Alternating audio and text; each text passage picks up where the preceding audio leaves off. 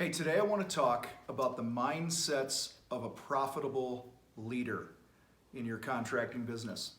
There are so many things that you are dealing with on a day-to-day basis to be able to keep your sanity and run a successful business. And I have, 8 or 10 things here that I want to just talk about briefly, just to put on your radar to make sure that you're giving attention to some of these things, okay? Because without most of these at least, you're going to struggle more than you really need to. All right, so the first thing, won't surprise you, number one, is you got to have that mantra rolling through your head all the time that basically says, I own it. I own it. If you have a problem with your people, it's your fault. It's not their fault. You have a problem with sales, it's your fault. It's not the customer's fault. Whatever problem you're having in your business, low profit, low sales, safety issues, on and on and on and on and on, debt, it's your problem. I own it. Until you embrace that, you are going to struggle. Okay. Second thing, optimize before you maximize. I don't know where I heard it, but I heard it and I liked it. Okay? What that means is don't try to grow yourself into being profitable. If what you're doing right now isn't kicking ass and making you money, whether it's 1 job a week or 100 jobs a week, wherever you're at right now, optimize that. Make sure you're making money on the job you're doing right now before you try to scale, before you try to grow. Okay? Because more sales, more revenue with less profit does not equal success. Okay? Which leads me to the third point. All right? The fastest way to being broke is increasing your revenues while sacrificing your profits. It's stupid. It's stupid. It's just stupid. Right, Dakota? It's stupid. Yes, sir. Say it. Say it. It's stupid. It's stupid. It's stupid to increase your sales and sacrifice profits because you just put yourself on the hamster wheel and then you just have a bigger business that makes you more tired, when in reality, if you would have focused on being profitable, maximizing what you're already doing, optimizing what you already have before you scale, you'd be better off. All right, the fourth thing that you got to get through your head, real quick here, overhead. Overhead eats 3 meals a day and snacks frequently in between them. What I mean is it costs a lot to run your business. Overhead is anything in the business that has to get paid even if you don't do a job. That's the simplest way I could put it. Yes, others will tell you there's variable and fixed overhead and all this other shit. Okay, we're not getting into that.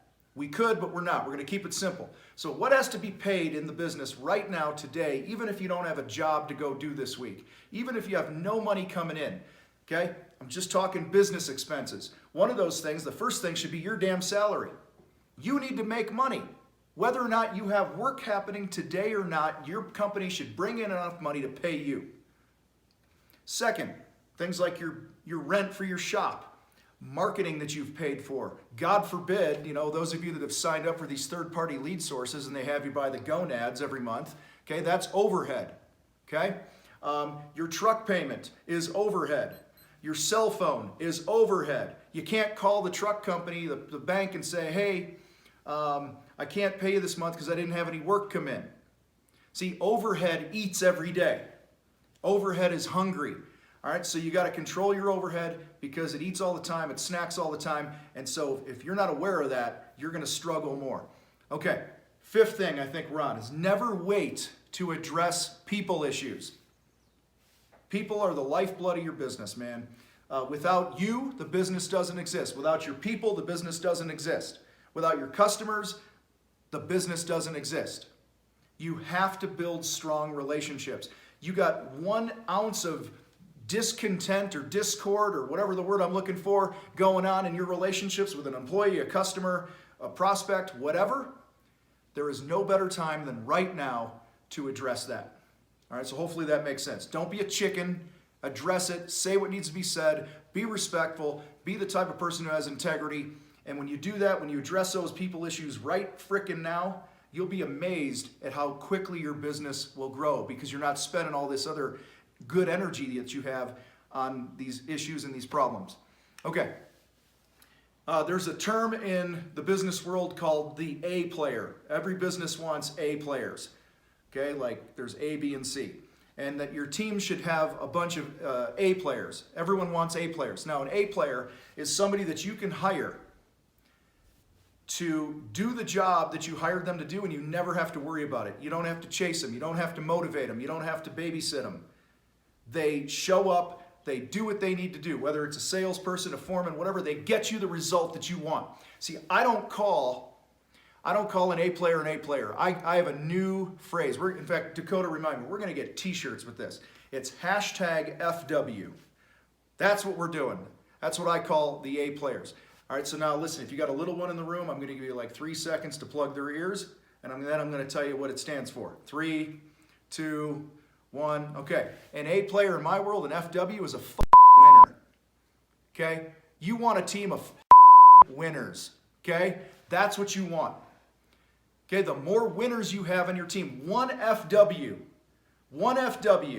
is worth an infinite number of mediocre people and B and C players. So look at your team right now. If you got 10 employees and you got one A player, one FW, good for you. If you got 2 or 3 B players, good for you. If you got any C or below, get rid of them right now. And then pay the other people more money, and then go to the B players and go, hey, if I can't make you an FW, then you're going to go too. But you're a B and you're on the cusp. I think you got what it takes. Here's how we're going to get you up to speed.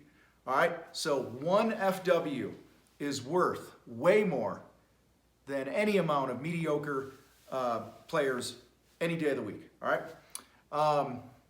Number 7, I don't know. I got a list here I'm reading. Number 7, we'll just go with 7. You've heard me say this before. Get your own oxygen first. The air mask drops down on the airplane. Pilot says, hey, it's not looking good. I don't know why he has an Irish accent, but he does. You should probably put on your air mask. And you got your little kid next to you. I got my son behind the camera, Dakota, my firstborn. Remember when he was this big? Okay? But I gotta put his air on first. I gotta put his oxygen mask on first, because that's what we do. We gotta take care of all the people around us. Nonsense. Put your own oxygen mask on first, because if you don't have oxygen going to the brain, you're no good to anybody else. The 7 seconds that it's gonna take me to put my air mask on, okay, is gonna help those that are closest to me survive, including myself. All right, and so what's this oxygen in your business? This oxygen in your business is money. Money, money, money, money, money, money, money, money, money. Let's get really close. Really there. Close, close, close, close, close, close. Money, money. Okay. Without money, you have no oxygen going to your head. Every problem in your business is going to seem bigger than it really is, because you're frickin' broke again. And your wife or your spouse or your girlfriend or your boyfriend or whatever it is jumping your ass going, you never make any money. You never make any money. You never make any money. Now, whether they sound like that or not, I doubt it. They're probably much more respectful, and they're leaving little hints along the way.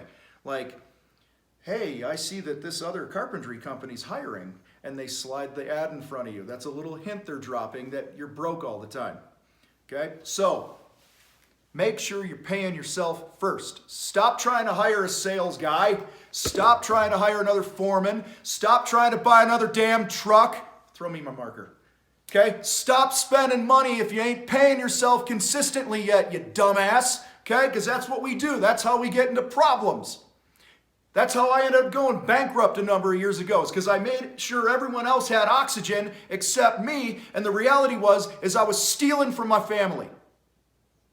Stop stealing from your family.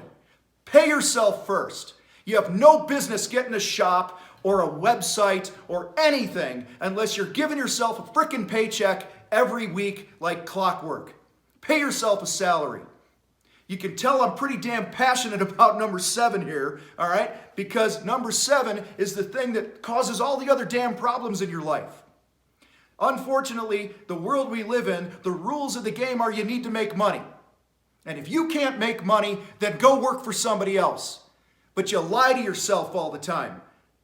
You bullshit yourself and say, oh, if I just hired a sales guy or a business development person, or if I just had 20 more leads a month, or this or this. No, prove that you can be profitable one fucking job at a time and give yourself a paycheck when that thing ends. And if that means you got to go out and do the work yourself, then go do the work yourself, but stop stealing from your family. It's funny, I work with companies one-on-one and in group settings, and I do workshops and things like that. And you know what's funny? It's usually the amount of debt a company has when we look at their numbers. The amount of debt that a company has is equal to the amount of money that the owner didn't pay himself that he needed to live. Everyone else got paid, but there's 60 grand in debt. That's what he wrote checks to himself for this year. Amazing how that happens. I'm going to calm my ass down.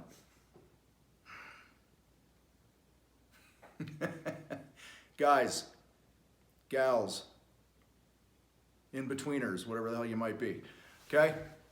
Pay yourself. Pay yourself. That is the mindset of a profitable leader. You are no good to your family. You are no good to your employees, your vendors, your customers if you're not getting paid. Because when you're not getting paid, you're desperate.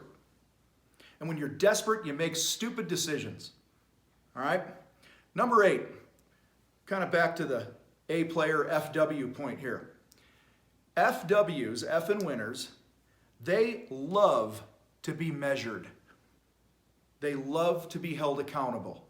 What that means is when you have a meeting with your sales team, I can spend 30 seconds in that meeting and know who your FWs are before they ever open their mouth.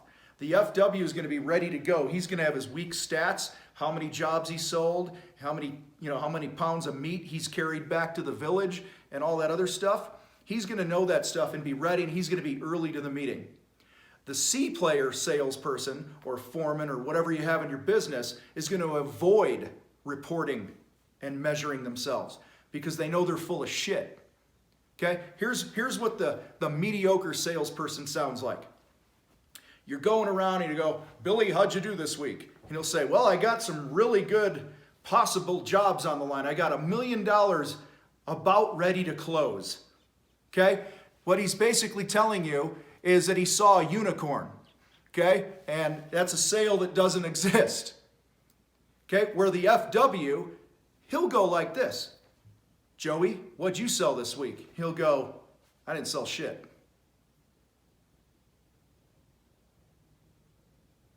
Why? Because he understands that we live in a results-based world. And this is a results-based business, a performance-based business. And you know what's going to happen? The next week he's going to come in and you're going to go, Joey, what'd you sell? Actually, let's go back to Billy. Billy, what'd you sell? I got some good unicorns on the horizon, boss. Okay? Yeah, I got 18 proposals out there. We had a guy in our Contractor Sales Academy a couple years ago. We were doing this accountability thing online with our group, and he's like, best spring I've ever had. I got, 30, 20, 80 proposals out there. And my business partner Steve goes, so basically you got 80 unicorns out there. How many checks do you have in hand? How many signed contracts do you have in hand? Because that's the only shit that matters. Okay, because we're not in the proposal writing business. So now, Joey, back to week 2 of reporting, he's going to sit down and you're going to go, Joey, what'd you sell this week? And he's going to go, $18,000 job here for Reber, $22,000 job here for Jones. There you go. FWs are winners. Winners want to be tracked and measured. Maybe you're hearing what I'm saying right now and you're going, shit, I don't like to be tracked and measured. Well, guess what? You're probably not an FW, which is why you should hang up your business and go quit, because you probably don't have the stomach to measure yourself and do the things that are necessary to succeed. And that's okay. It doesn't mean you're a bad human being. It just means you don't have what it takes. Not everyone's cut out to run a business. And that's totally cool. And you might be a lot happier. All right? But if you want to run a business and you're going to tell yourself that you're going to be an FW and not a C player, not a mediocre person, okay, then you got to get the mindset of a winner of some of these things that we're talking about here. A couple more and we're done. Just getting fired up, man. Damn it. Dakota's behind the camera cracking up going, oh my God, I can't believe he just said that. Listen, if you don't want to get your head right, quit. Quit. Oh, Tom, winners never quit and quitters never win. That's bullshit. Sometimes you just need to quit so you can win bigger in life. And if you suck at this and you're better off working for somebody else and you and your family have more stability and more happiness and all that other stuff, then quit. I'm passionate about this, but it doesn't mean I think you're a loser. Okay? Please understand there's a difference. You're a loser if you don't be honest with yourself.